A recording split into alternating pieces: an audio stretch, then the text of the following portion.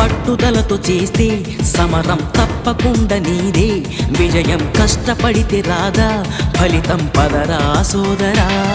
నీ ధైర్యం తోడై ఉండగా ఏ సాయం కోసం చూడక, నీ ధ్యేయం చూపే మార్గంలో పోరా సూటిగా.